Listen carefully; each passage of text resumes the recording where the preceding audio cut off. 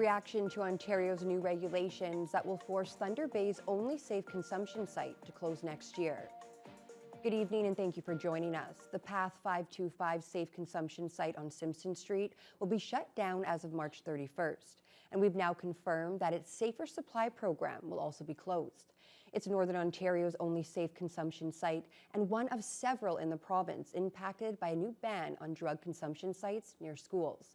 The local site is run by Norwest Health Centres. Lee Noonan spoke with officials there today. She joins us now in studio. And Lee, how are they reacting? Well, Riley, Norwest CEO Anita Lawson is taking a very measured approach. She's worried about the people they serve at Path 525, but she's also looking ahead to applying to some of the new detox program funding that was just announced.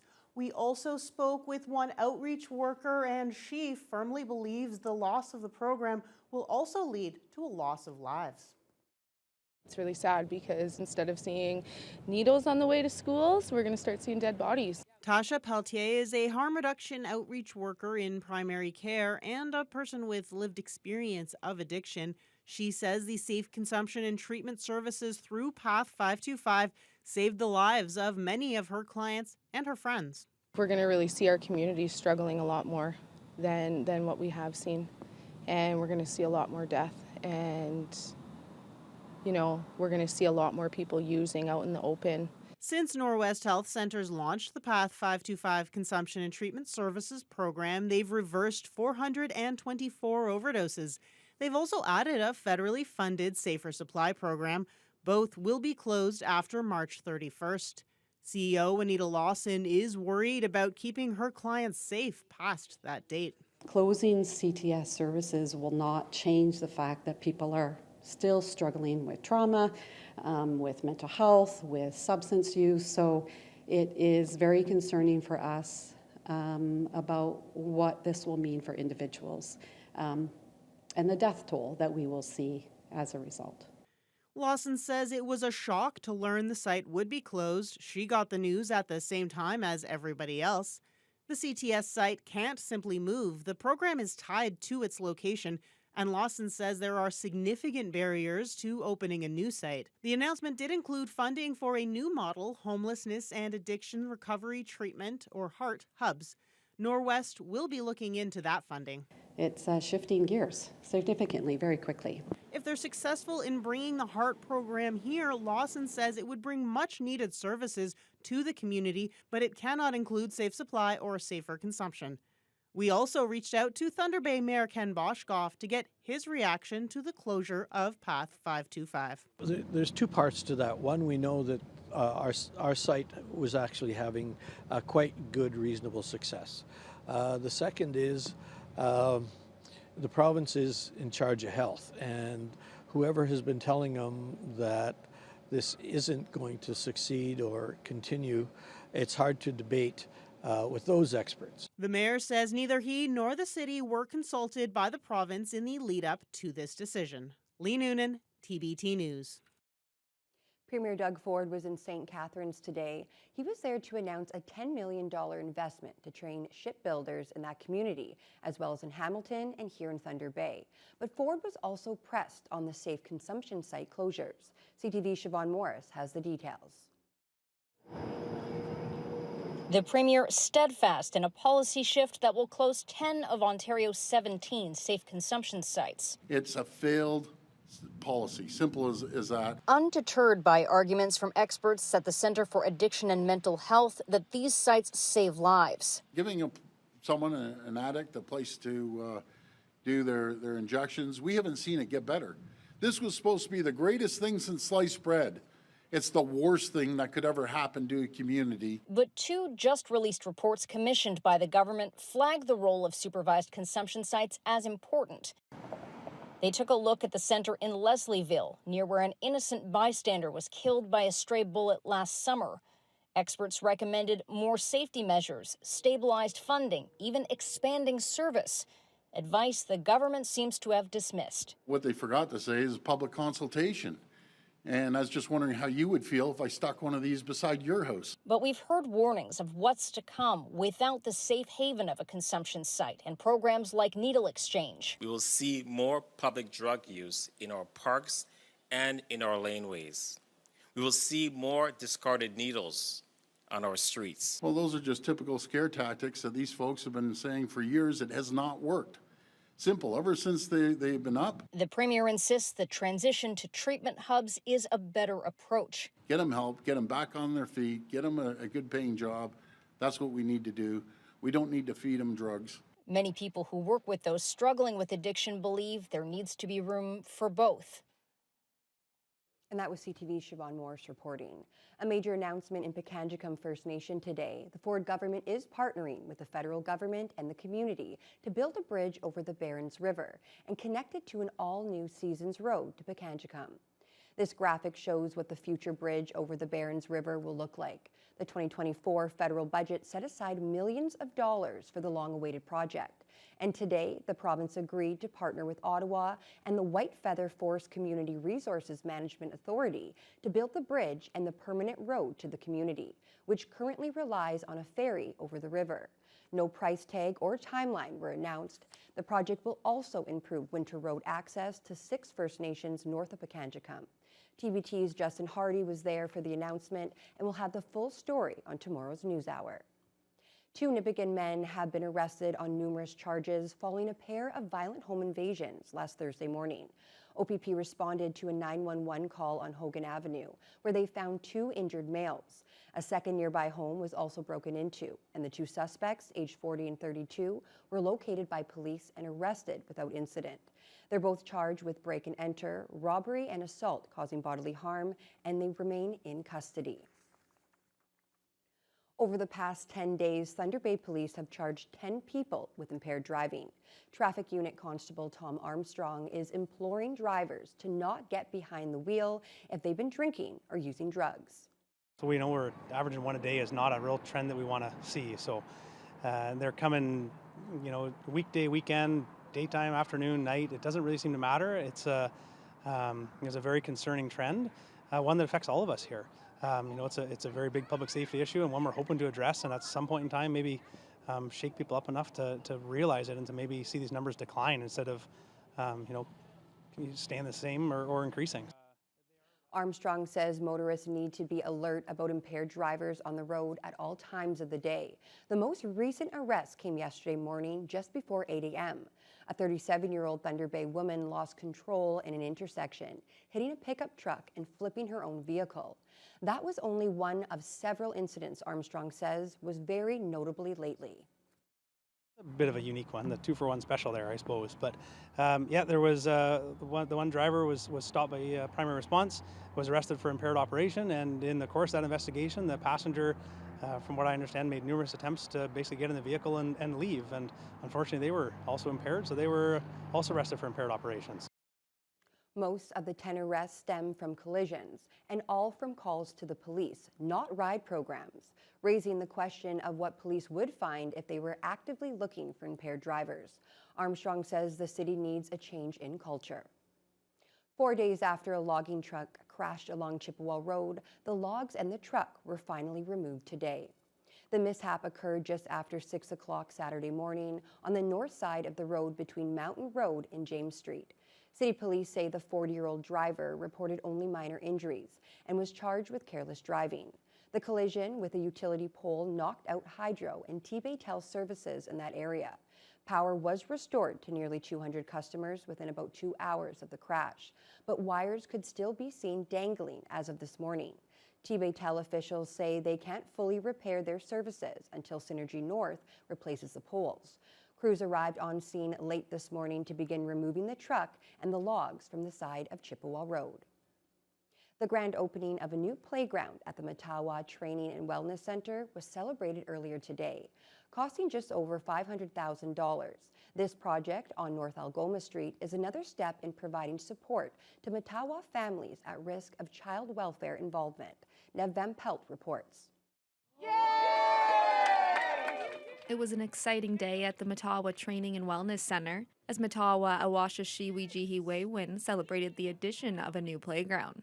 Minister of Indigenous Services, Patty Haidu, says this is another step in providing the services children and families need for a fair chance to succeed. To do that hard work of healing from trauma and from a number of other kinds of challenges that families are facing. Their children come with them, so the whole family unit gets to learn and grow together. And what we know is kids need actually to have time to play, and play is a big part of kids' healing journey, so this is fantastic. The program has been operating a 6-unit transitional housing living space for Matawa families for just under a year.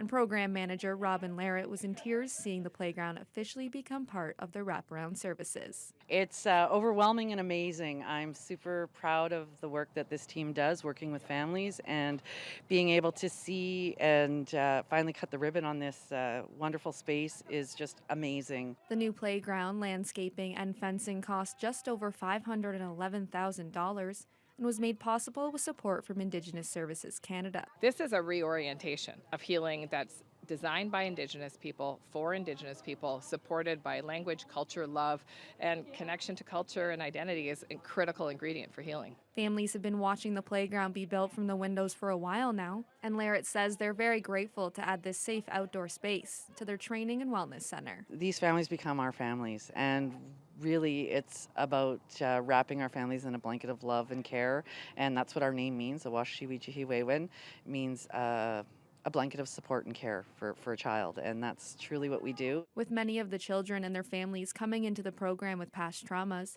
bringing in this playground is essential to give them an outlet to play, socialize, and grow. Nev Van Pelt, TBT News. A significant increase in black bear encounters has prompted Fort William First Nation to ask the MNR to put traps in a couple specific problem areas. According to the First Nations Facebook post, traps like these are highly effective in capturing and relocating bears with minimal injuries to the animal. However, they are not safe for people to approach, especially in the event that a bear is trapped inside. Fort William residents are asked to keep away from the traps and to place their garbage outside only on the morning of the pickup day. It is also good practice to clean barbecues after each use and to ensure that no food waste be left outside. Bears have excellent memories and are likely to return to areas where they've found food in the past. The Ronald McDonald House Charities got a big boost today, thanks to the 9th annual barbecue fundraiser hosted by Wayne Toyota. Many local residents stopped by the dealership on Central Avenue in support of the charity, which helps families of 6 children who have to travel to Southern Ontario hospitals. Fresh off the grill burgers, hot dogs, and sausages were on sale, along with cool beverages, some delicious pastries, and buttery popcorn. Numerous local businesses also donated raffle prizes. Dealer principal Michael Morostica spoke about keeping this annual tradition going. Well, about 9 years ago, my daughter, Milena, spent over 2 months at the house in London. And the support that we got from that house and the people that we met there was next to none. And it really helped us get through that situation as best as possible. So since then, I've been trying every year to help give back to both those houses. So we have our whole committee here today helping out, flipping burgers and wrapping burgers, and we've got a whole crew of people here that have pre-ordered and are buying burgers as they come in. So it's all in support of the Ronald McDonald House today. That's why we're here.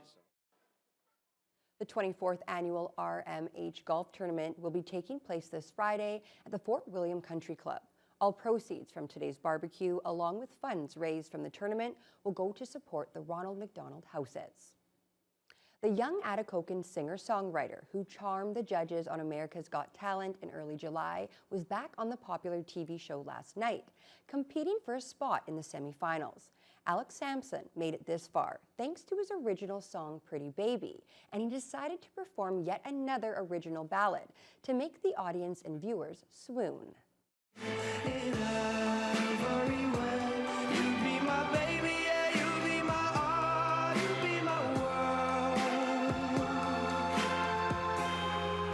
If you were my girl.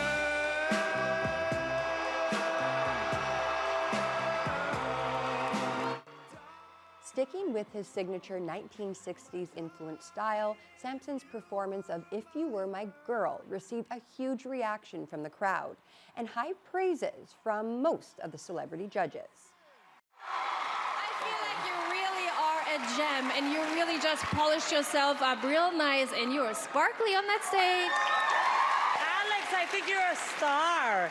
I think that song being an original song again, and you know already the lane that you like you know, the 50s, 60s, perfect for you. Good job tonight. You were unbelievably nervous, weren't you? Could you tell? Yeah. I could see that. I could feel that. I think some of the tuning was a little bit off at times. However, our audience is really, really gonna like you. I love how excited everybody is about the typical Canadian boy. That's what we like, right? Samson's fate is now in the hands of voters to move him forward to the semifinals, as just 3 of the 11 performers last night will move on. The voting results will be revealed on tonight's episode starting at 8 o'clock. Oh, and you know what? I know we can't vote in Canada, Haley, but I hope all of his American fans really voted double for us. Oh, absolutely. We'll be rooting him on as well, watching tonight. But I spent most of today outside. Well, that's perfect. I mean, hot weather, Haley's back. So. Oh, yes. I worked a little extra magic today. It was actually hotter than expected. We were expecting around 23, which is seasonal. But instead, we peaked at a high of 25 around 4 this afternoon. And the humidex played a little bit more of a factor than we were thinking as well. I was not feeling like a pretty baby as I was sweating with a humidex of 29 today. But the cloud coverage, it was still there. It was mostly cloudy in the morning, partly cloudy in the afternoon, and breezes were light. We shifted from the north to the southeast. I've been noticing lately, as we approach evenings, we switch to south-southeast directions for our breezes for the evenings and overnight. And our overnight lows are still getting fairly chilly. We had a single-digit one. We had a low of 7 early this morning at around 4 a.m. So a nice warm-up, that is for sure. As for the rest of the region, very nice day and fairly consistent for most of the region. We see highs of 26, which most places are approaching right now. We see Pickle Lake at 26, Kenora, Dryden, and Red Lake was recently at 26 as well. They're now dropping to 25 as they are partly cloudy now. They've seen a mix of sun and cloud today, but a lot of these areas have had a humidex high of 29, so very, very similar to here in Thunder Bay. Fort Frances had a mix of sun and cloud today, a little bit cloudier now. And Kenora and Sioux Lookout did a little bit of a cloud swap. Kenora started partly cloudy, became cloudier, and then Sioux Lookout was cloudier and is now just partly cloudy. So mixing and matching there, but areas like Atikokan and Upsala, they're at 25 right now. And calm day there, not so much of a breeze, and fairly consistent as well. Armstrong 25 and mainly sunny for most of the day. Greenstone very sunny right now at 24. Nipigon's where you start to see it a little bit cooler, similar to that of Marathon. They're both at 21, but their breeze is more off of the lake. That's why they're seeing slightly cooler temperatures. And then in Wawa, very cooler. They've actually dropped a little bit in the past hour. They did have a high of 20. They're now down to 17. And then Sault Ste. Marie 22 with a mix of sun and cloud throughout the day, just partly cloudy now.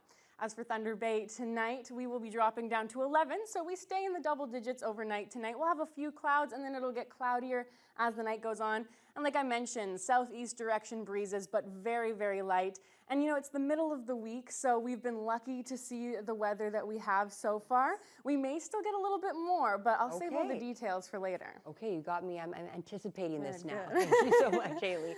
Well, when we come back, the clock is ticking for a potential devastating strike with Canada's 2 biggest rail companies. We'll have more on that as your Wednesday News Hour continues. They want to roll back working conditions, roll back protections around fatigue management, rail safety.